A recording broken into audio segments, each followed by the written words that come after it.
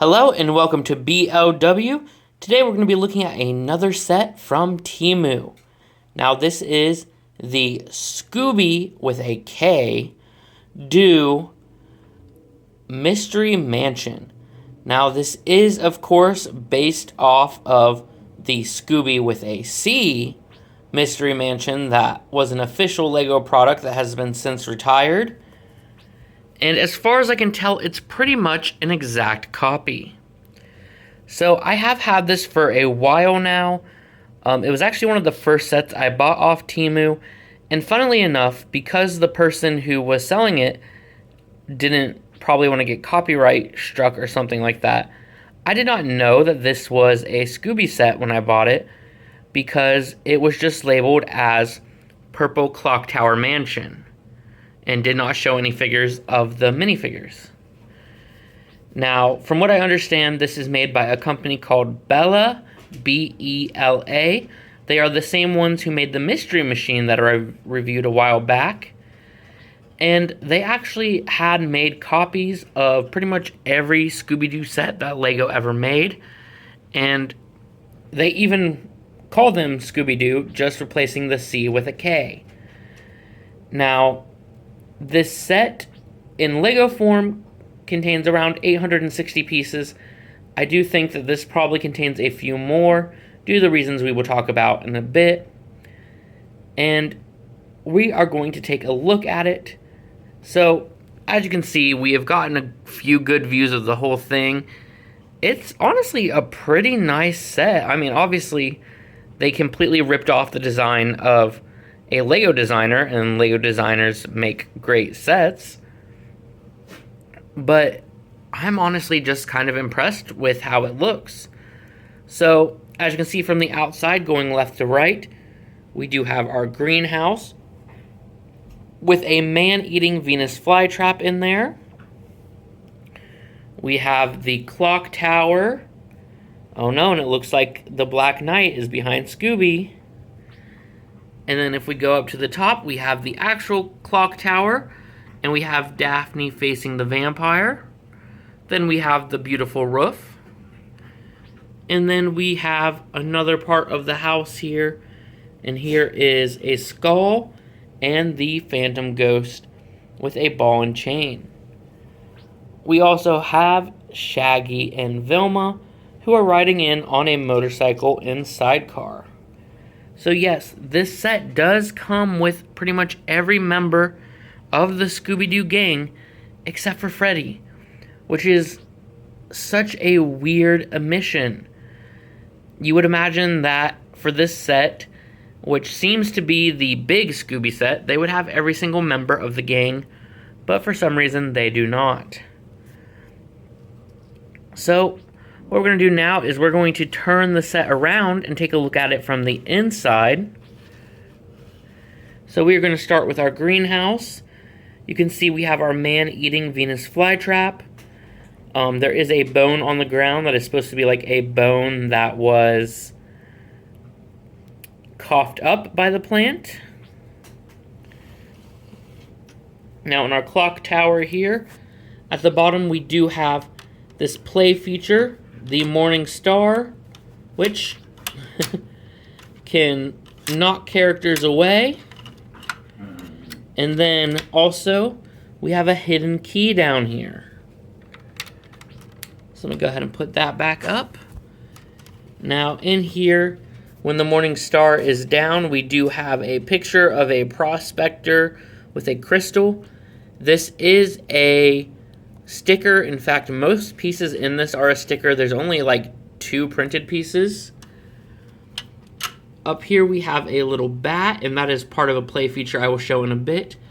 Then at the very top we have the vampire's coffin, which is really cool because it can come apart and he can sit in there. However, I have found that it doesn't like to stay up here. Now moving over here, we have the kitchen, where, of course, Shaggy and Scooby can get a snack. We do have the sink, an oven with a pan on it, and there is a rat. Now moving up to the next floor, we have the safe. And that is what theoretically that golden key is for. And you can see here we can open up the security. And we got some gold inside.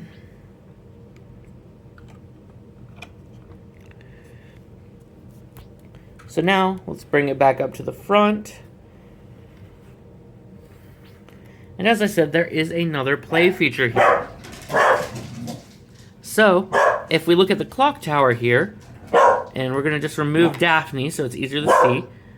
And if we remove the clock tower, you'll notice that we can transform the vampire into a bat.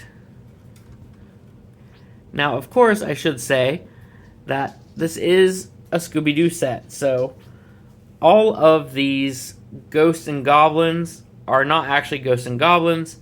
They are real people, and they actually have alternative faces. Let's see if we can get one out here. Oh, maybe not. Well, okay, I'm having some trouble doing it one-handed, but they do all have alternative faces that show them as humans wearing some form of makeup or mask. Even this guy has a second face showing that he's just a guy in a mask pretending to be a ghost. The skull, though, it seems like there was a real skull. Pretty interesting. Overall, I think this is a really cool set. I think LEGO did a great job designing it. And Temu made it cheap, especially since this set is retired.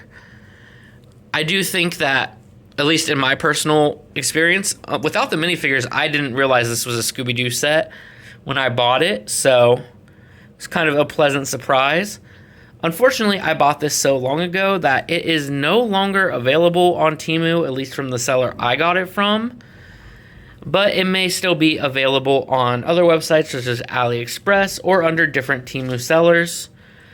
Like I said, it is made by a company called Bella, B-E-L-A. And I mean, yeah, it's a really good recreation, exact carbon copy actually, of LEGO's own set.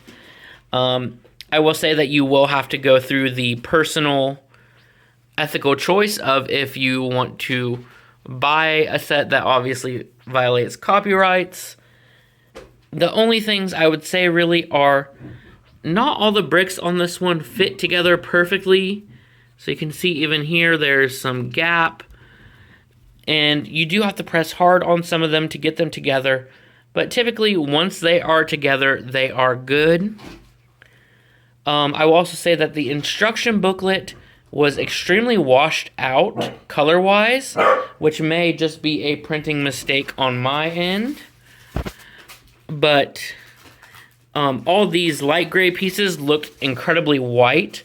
So there were times where I was looking for a white piece and couldn't find it because I actually wanted a gray piece because the set does include both white and gray.